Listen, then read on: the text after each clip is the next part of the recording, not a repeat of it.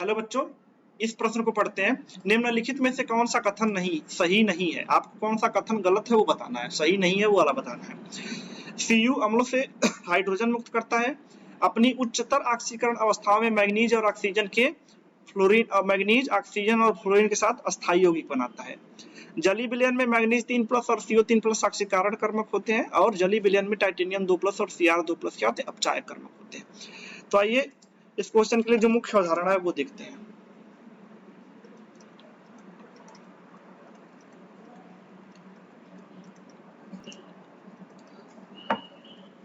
तो इसके लिए जो मुख्य उदाहरण है, आपको डी ब्लॉक के तत्वों के बारे में पता होना चाहिए। डी ब्लॉक के तत्वों के बारे में, ठीक है। तो डी ब्लॉक में क्या होता है कि अगर हम पहले वाले कथन की बात करें तो पहला वाला कथन क्या लिखा है? कॉपर अम्लों से क्या करता है? हाइड्रोजन मुक्त करता है। तो ये बात सही है। अगर हम बात करें कॉपर के अपचयन विभव की, कॉपर का अपचयन विभव क्या होता है? कॉपर का अपचयन विभव जो होता है 0.32 वोल्ट होता है। मतलब ये क्या होता है? धनात्मक होता है। मतलब अगर कॉपर की रिएक्शन हम क्या करेंगे, कॉपर की रिएक्शन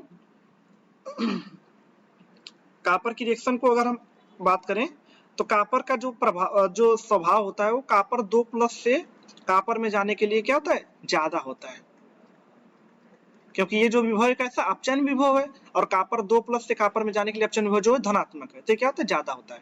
और ये अपचयन विभव किसकी तुलना में होता है? हाइड्रोजन की अगर बात करें अपचयन विभव की तो उसका कितना होता है? H+ से H2 में जाने के लिए ये होता है 0, क्योंकि हम इसी की तुलना में तो सारे इलेक्ट्रोड का अपचयन विभव निकालते हैं। तो इसका 0 है, इसका धनात्मक है। तो धनात्मक है तो ये मतलब फिक्स हो गया कि कॉपर 2+ का अपचयन होगा। तो अगर कॉपर 2+ का अपचयन होगा तो हाइड्रोजन का क्या होने पड़ेगा? ऑक्सीकरण। लेकिन अगर हाइड्रोजन को बाहर निकलना है तो क्या होना पड़ेगा? H+ को अगर H2 हमें बाहर निकलना है तो इस केस में इसका क्या होना चाहिए? अपचयन होना चाहिए, तभी तो बाहर निकलेगा। लेकिन कॉपर ये काम करवा ही नहीं पाता क्योंकि कॉपर का खुद का अपचयन बहुत ज्यादा है।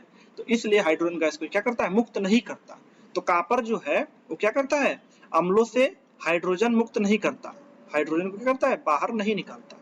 लेकिन यहाँ पे लिखा है मुक्त करता है, तो यही आपका क्या है? गलत है। तो आपका सही उत्तर क्या हो जाएगा? ए हो जाएगा। अगर हम बात करें कि इसकी अपनी उच्चतर ऑक्सीकरण अवस्था में मैग्नीज जो है ऑक्सीजन और फ्लोरीन के साथ अस्थायी यौगिक बनाता है, तो ये बात सही है। अगर हम बात करें Mn2O7 की, तो ये क्या है? एक अस्थायी यौगिक होता है। यहाँ पे मैग्नीज की ऑक्सीकरण संख्या क्या होती है? +7।